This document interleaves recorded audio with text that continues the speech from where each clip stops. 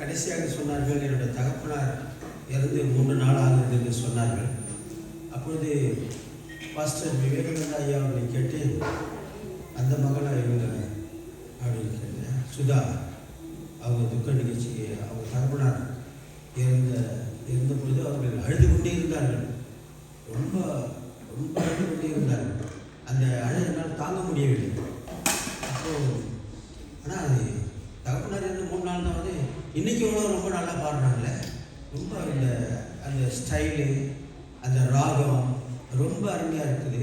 நீங்கள் பாடினீங்க. நீங்கள் யாருன்னு எனக்கு தெரியலம்மா. யாரோன்னு நினச்சேன், யாரோ எந்த சபைக்கோ வரோம் அப்படின்னு நினச்சேன். ஆனால் பாஸ்டர் ரமேஷ் ஐயா, ஏஆர் ரமேஷ், எங்கள் ஊரில் ஏஆர் ரஹ்மான் இருக்கார். அதே இன்ஸ்டியூட் தான் அவருக்கு, அதே ஆறில் தான் இருக்குது. AR Rahman, AR Ramesh. சுதா நல்லா பாட்டு பாடினாங்க. ரொம்ப நன்றி, வாழ்த்துக்கள். ஆண்டவர் உங்களை ஆசீர்வதிப்பாராக. கர்த்தருக்கு ஸ்தோத்திரம். எங்கள் விவேகானந்த ஐயா என் பாட்டை ரொம்ப ரசிப்பார். நான் வந்து சென்னையிலேருந்து வந்திருக்கிறேன். அப்போ வந்து என் பாட்டு ரொம்ப ரசிப்பார். இசைக்கலைஞர் போயிட்டாங்களா? சரி, அவங்களுக்கு ஒரு டைம் இருக்குதுல்ல. Right, okay.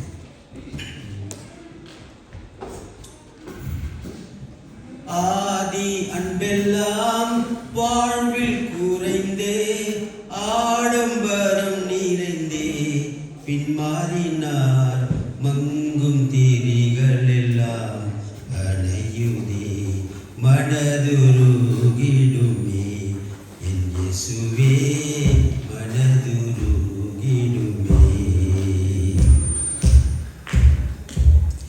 தேவ ஜனமே பாவத்தில் விழுந்தே, தேவ கிருபை பலம் இழந்ததே, தேடி மீட்டிடுமே என் இயேசுவே, தேடி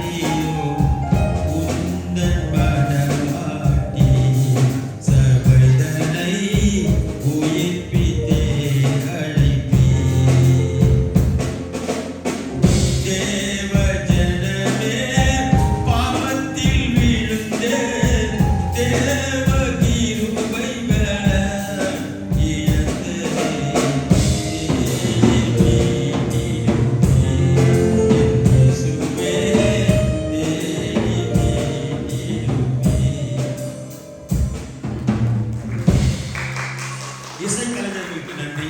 நன்றாக நீங்கள் வாசித்தீர்கள். இந்த பாடல் யார் எழுதுனாங்கன்னா டிபிஎம். முதல்ல வந்து அது சிபிஎம்மாக இருந்தது. சிபிஎம் சர்ச்சாக இருந்தது. அங்கே கொஞ்சம் பிரச்சனை ஆன உடனே இலங்கைக்கும் தமிழர்களுக்கும் பிரச்சனை அங்கே ஆன உடனே அங்கே இருக்கிற தமிழர்களுக்கு கொஞ்சம் கஷ்டம் வந்த உடனே எல்லோரும் இங்கே இருக்கிற தமிழ்நாட்டில் இருக்கிற சிபிஎம் சர்ச் எல்லாம் போர்டு எல்லாம் அடிச்சு உடைச்சாங்க. அடிச்சு உடச்சோம்னா இப்படி அடிச்சு உடைக்கிறாங்கன்னு சொல்லிட்டு உடனே அந்த போர்டு வந்து டிபிஎம்மாக மாற்றிட்டாங்க. இந்த சிபிஎம் போட்டதுனால தான் பிரச்சனை வருதுன்னு சொல்லிட்டு டிபிஎம்மாக மாற்றிட்டாங்க. இப்போ டிபிஎம் அப்படின்னு தான் இதில் போட்டிருக்குது. இந்த பாடலை அவங்க தான் எழுதியிருக்காங்க. ரொம்ப கருத்தான பாடல் இது. தேவஜனம் பாவத்தில் விழுந்து விட்டது. தேவஜனம் எங்கே விழுந்துச்சு? தேவஜனம் என்னவாய்ப்போச்சு? பாவத்தில் விழுந்து விட்டது. அந்த தேவ ஜனத்தை தேடி மீட்டு கொண்டு வாங்க. அந்த கிருபை பலன் எல்லாம் இழந்து போயிட்டாங்க. அவங்கள தேடி மீட்டிடுமே அப்படின்னு பக்தன் பாடுகிறார். ஆதி அன்பெல்லாம் வாழ்வில் குறைந்து ஆடம்பரம் நிறைந்து பின் மாறின மங்கும் திரிகள் எல்லாம் அணையுதே மனதுருகிடுமே. ஆதி அன்பு திருச்சபைக்குள்ளே போய்விட்டது. வெளிப்பட்ட விசேஷத்தில் நம்ம 2ஆம் அதிகாரத்தில் படிக்கிறோம்.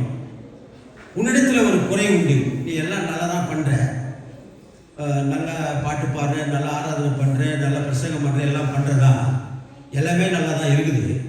ஆனால் ஒன்று உங்ககிட்ட இல்லை. என்ன இல்லை? ஆதி அன்பு இல்லை. அல்லேலூயா சொல்லுங்க. அன்பு இருக்குதா அப்படின்னா, முதலாவது வந்து இந்த மேடையில் ஏறதுக்கு முன்னாடியே ஒன்று சொல்லணும்னு நினச்ச மறந்துட்டேன். முதலாவது என்னுடைய ஆவிக்குரிய தகப்பனார் விவேகானந்தர் ஐயா அவர்களுக்கு நன்றியை தெரிவித்துக் கொள்கிறேன். கடந்த 12 நாட்களாக அவர் வீட்டில் நாங்கள் இருக்கிறோம். எங்களுக்கு உணவு, உறைவிடம் எல்லாமே அவர் தான் கொடுத்து கொண்டிருக்கிறார். மத்தியானம் வந்து அவர் சொன்னார், மத்தியானம் எங்களுக்கு சொல்கிறாரு, பசியாக இருந்தால் சொல்லுங்கன்ற. ஆனால் எங்களுக்கு பசி இல்லை. அப்போ பசியில் நல்லா சாப்பிட்டுட்டு வயிறு நல்லா பெருசாக இருக்குது. அப்படி இருக்கும்போது இல்லையா பசி இல்லையாப்பா, நீங்கள் ரெஸ்ட் எடுங்க அப்படின்ட்டு. ஆனால் கொஞ்ச நேரம் படுத்து உறங்கிட்டே இருந்தேன். 1 மணி நேரம் ஆச்சு. பசி வந்துச்சு. பசி வந்த உடனே அவருடைய பெட்ரூமுக்கே போயிட்டு பாஸ்டர் கொஞ்சம் பசி எடுங்க பாஸ்டர், கொஞ்சம் கஞ்சி வச்சு கொடுக்க முடியுமா, கஞ்சி ஊறுகாய் வச்சு கொடுக்க முடியுமா? எங்கள் வீட்டில் எங்கள் மனைவி வந்து ஒரு ஊறுகாய் வைப்பாங்க. உடச்சக்கல்ல, தேங்காய் பத்தை, பச்சை மிளகாய், இது 3 மிக்சியில் போட்டு அரைப்பாங்க. ரொம்ப அருமையாக இருக்கும் அந்த சட்னி. அது எனக்கு செய்ய தெரியாது பாஸ்டர், நீங்கள் மனைவி வந்தால் தான் செய்வாங்க. எது இருக்குதோ செய்யுங்க அப்படின்னு. ஆனால் அந்த அந்த பசிக்கு ஆகாரம் கொடுத்தார். நன்றியை தெரிவித்துக் கொள்கிறேன். சுருக்கமாக எங்களுக்கு 15 நிமிடம் தான் கொடுக்கப்பட்டிருக்கிறது. சுருக்கமாக ஆண்டோடைய வார்த்தைக்கு செல்லலாம்.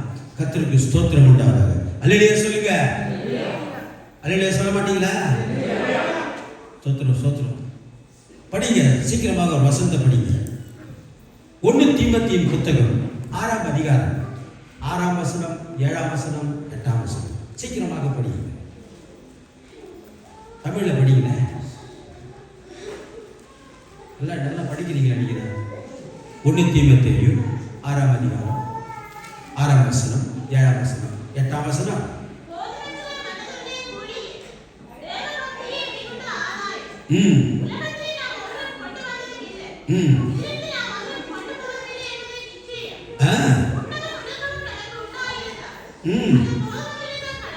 அல்லேலூயா. யார் படிச்சது? கை தூக்குங்க. யார் இது படிச்சது? நீங்களா? ரொம்ப அருமையா. எல்லாம் கவனிங்க. இந்த நேரத்தில் வந்து வேத வசனத்தை கவனிக்கிறது ரொம்ப கஷ்டம். வேத வசனத்தை மட்டும்தான் யாரும் கவனிக்க மாட்டாங்க. வேத ஆண்டவர் சொல்றாரு, எல்லாவற்றை காட்டிலும், சகல பிரஸ்தாபத்தை காட்டிலும் உம்முடைய வசனத்தை மேன்மைப்படுத்திருக்கிறீர், மகிமைப்படுத்திருக்கிறீர். அல்லேலூயா சொல்லுங்க. அதனால ஆண்டவருடைய வார்த்தைக்கு போகிறோம். போதும் என்கிற மனதுடன் கூடிய தேவ பக்தியை மிகுந்த ஆதாயம். அல்லேலூயா சொல்லுங்க. பிரசங்கம் பண்ற எனக்கே அந்த புத்தியே கிடையாது. பிரசங்கம் பண்ற நாங்கள் மேடையில் பிரசங்கம் பண்ற எங்களுக்கே அந்த புத்தி இல்லை. ஆனா ஆண்டவர் என்ன சொல்றாருன்னா, பவுல் சொல்றாரு, தீமோத்தேயுக்கு எழுதுறாரு, போதும். எத்தனை பேர் போதும், எனக்கு இருக்குது போதும்னு சொல்றது எத்தனை பேர் சொல்லுவீங்க? எனக்கு இது போதும். Good good, thank you brother, God bless you, God, இது போதும். இன்னும் வேணும் வேணும் வேணும் வேணும். அதாவது நீங்க நீதிமொழிகள் புத்தகத்தில் பாருங்க, இந்த அக்கினி இருக்குது, அக்கினி அது போதுன்னே சொல்லலாம். அக்கினி எரியுத அதை அந்த நெருப்புக்குள்ள போட்டு பாருங்களேன், எனக்கு போதுன்னே சொல்லலாம். அது போதுன்னு சொல்லுமா? போதுன்னு சொல்லுமா? அது நெருப்பு போதுன்னே சொல்ல, எவ்வளவு போட்டாலும் அது வாங்கினே இருக்கும். பைபிள் இருக்குது, அக்கினி போதுன்னே சொல்லாது, எவ்வளவு போட்டாலும் அது வாங்கினே இருக்கும். அந்த மாதிரி நம்ம இல்லை. பவுல் சொல்றாரு, தீமோத்தேயுக்கு சொல்றாரு, போதும் என்கிற மனதுடன் கூடிய தேவ பக்தியே மிகுந்த ஆதாயம். நீங்கள் தேவ பக்தி உள்ளவர்களானால் எனக்கு இது போதும் சொல்லலாம். அல்லேலூயா சொல்லுங்க, எனக்கு இது போதும். உண்மையா சொல்றேன், நான் உங்ககிட்ட நான் கொடுத்துருவா போறேன். எனக்கு நிறைய ஆஸ்தி இருக்குமா, ஆஸ்தி இருக்கிறதுனால தான் பிரான்ஸ் வர முடியுது. ஃப்ளைட் டிக்கெட்ல தம்பி இருக்கிறாரு, என்னப்பா விஷயம் அப்படின்னு. பாஸ்டர் ஃப்ளைட் டிக்கெட்ல போட்டோம் பாஸ்டர், லாஸ்ட்ல என்ன பண்ண போறாரு தெரியல, அது வேற விஷயம். ஆனா பாஸ்டர் இவ்வளோ செலவாச்சுன்னு சொல்றாரு. செலவானா கூட பரவாயில்லப்பா, காசுலாம் எடுத்துக்கோ. போதும் என்கிற மனதுடன் கூடிய தேவ பக்தியை மிகுந்த ஆதாயம். அல்லேலூயா சொல்லுங்க. இந்த மாதிரி யாராவது பேச முடியுமா? அடுத்த வசனம் படிமா, 7ஆம் வசனம் படிமா.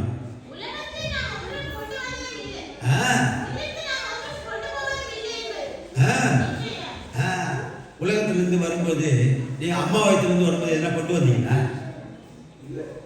பாஸ்டர் ஐயா, ரமேஷ் ஐயா, அம்மா வயிற்றிலிருந்து வரும்போது என்ன கொண்டு வந்தீங்களா?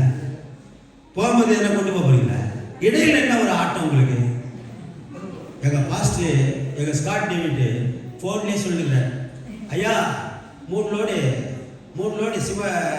லோடு எம்செட் அனுப்புங்க, அப்புறம் முக்கா ஜல்லி ஒரு 3 யூனிட் அனுப்புங்க.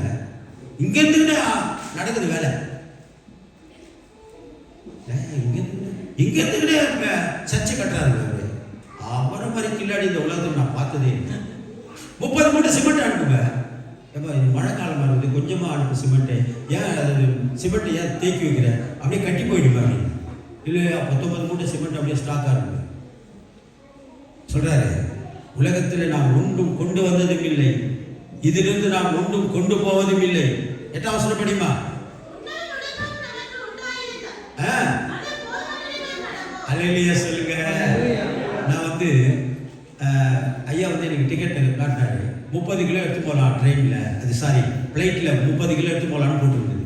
அப்போ நான் என்ன பண்ணேன், என்னுடைய சூட்கேஸ் ஒரு 10 கிலோ தான் தாங்கும். அது 10 கிலோ தான், ஒரு 10 கிலோ ஒரு 12 கிலோ எடுக்கலாம். உடனே போயிட்டு ஒரு 30 கிலோ சூட்கேஸை வாங்கிட்டேன். 30 கிலோ சரி 30 கிலோ எடுத்து போகலான்னு சொல்கிறாரு அப்படின்னு சொல்லிட்டு 30 கிலோ வாங்கிட்டேன்.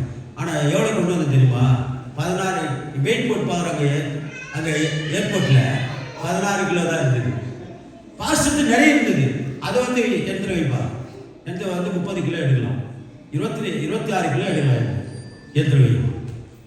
இப்படிலாம் கரெக்ட் பண்ணி நாங்கள் வந்தோம். உண்டவும் உடுக்கவும் நமக்கு எத்தனை ட்ரெஸ் கொண்டு வந்து தெரியுமா? அதுக்கு சொல்ல வந்தேன். 2 ட்ரெஸ்ஸு தான் கொண்டு வந்திருக்கேன். 2 ட்ரெஸ்ஸு போதுங்க. 2 பேண்ட் 2 சட்டை, அது போதும். உண்ணவும் உடுக்கவும் நமக்கு உண்டாயிருந்தால் அதுவே போதும் என்று இருக்க கடவோம். படிங்க எபிரேயர் 12:5 முடிக்க போறேன். 15 minutes. எபிரேயர் 12:5. அன்றியும் என் மகனே,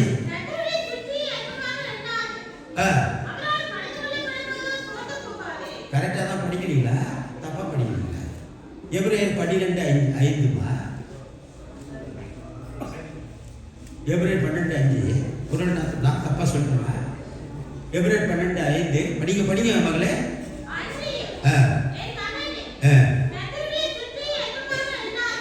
நீங்கள் பணாசை இல்லாதவர்களை நடந்து இருக்குதா? 12 அது 4:10. இங்க எபிரேயர் 12:5 இருக்குது. எபிரேயர் 12:5 இருக்குது. 13:5 படிங்க. 13:5 படிங்க. நாங்க தப்பா எழுதிட்டோம் மாஸ்டர். சாரி, மன்னிக்கணும் மாஸ்டர். அம்மா மன்னிக்கணுமா, சாரிமா. படிமா.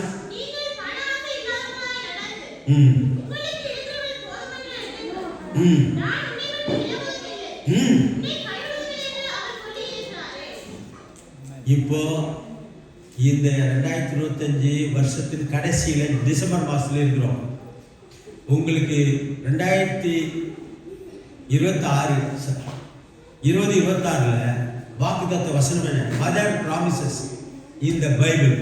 மதர் ப்ராமிஸ் இன் தி பைபிள் இந்த வசனம் தான். என்ன சொல்றாரு? படிங்க மகளே, மறுபடியும் 13:5 படிக்குமா.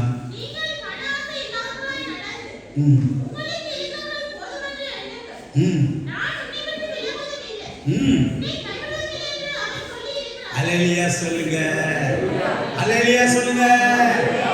ஏற்கனவே நம்ம பார்த்தோம், நமக்கு இருக்கிறதே போதும்னு சொல்லிட்டு தீமோத்தேயுல பார்த்தோம். இப்போ இதில் சொல்றாரு, நீங்கள் பண ஆசை இல்லாதவர்களாய் நடந்து உங்களுக்கு இருக்கிறவர்கள் போதும் என்று எண்ணுங்கள், போதும் என்று எண்ணுங்கள். நான் உன்னை விட்டு விலகுவதும் இல்லை, உன்னை கைவிடுவதும் இல்லை. I never leave thee, I never forsake thee. நான் உன்னை விட்டு விலக மாட்டேன், உங்க கூட இருப்பேன். உங்களை விட்டு அவர் விலகவே மாட்டார். உங்களுக்கு தேவையானது எல்லாவற்றையும் அவர் தருவார். Praise the Lord. 1 பேதுரு 1:7 1 பேதுரு 1:7.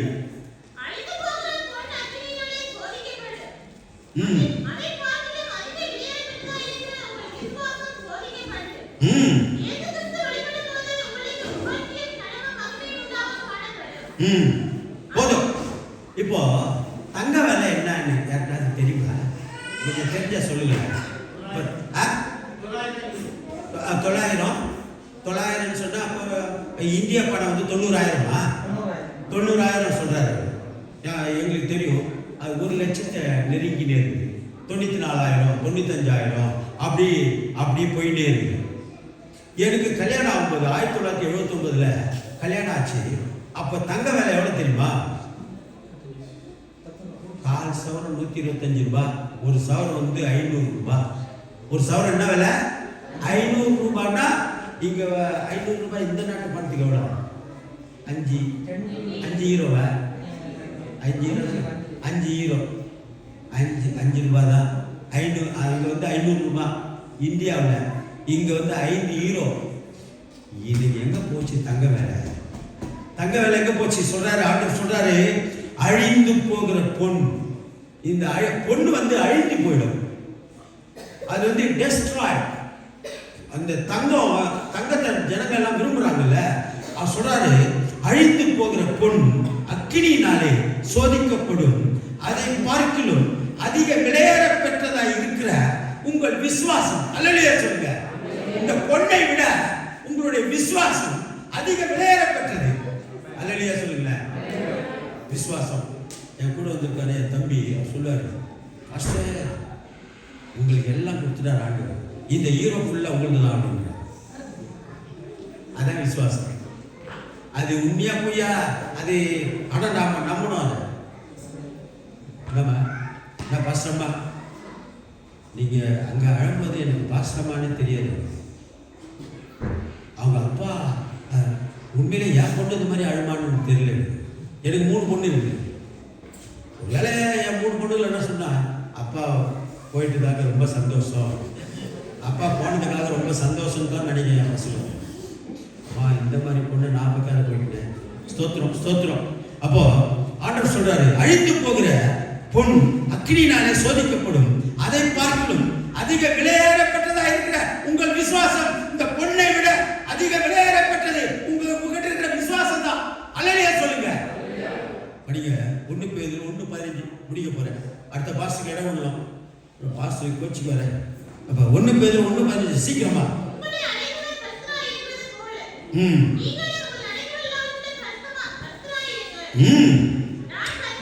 ஓ ஆமா படிங்கம்மா. அல்லேலூயா, அல்லேலூயா சொல்லுங்க, அல்லேலூயா சொல்லுங்க.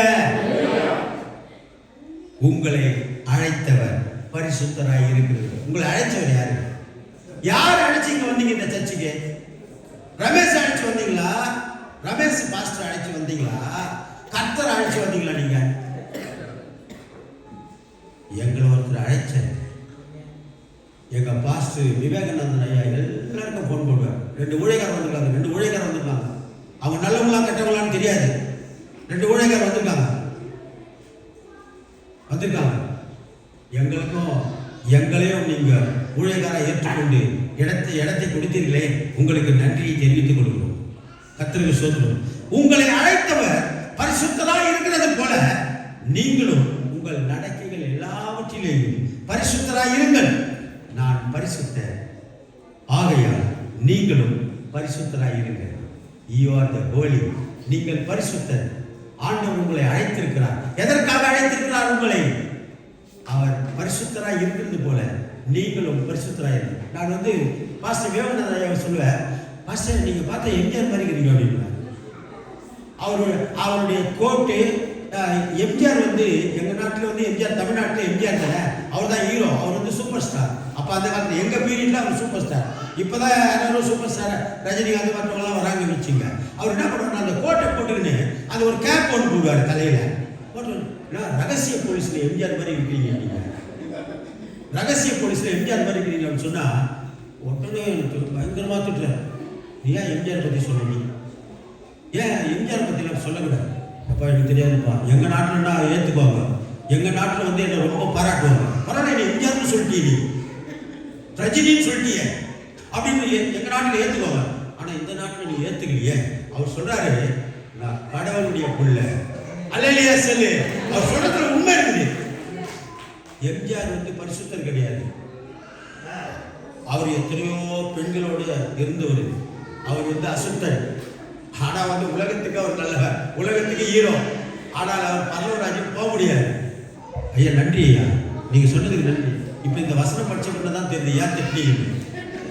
நான் ஆண்டவருடைய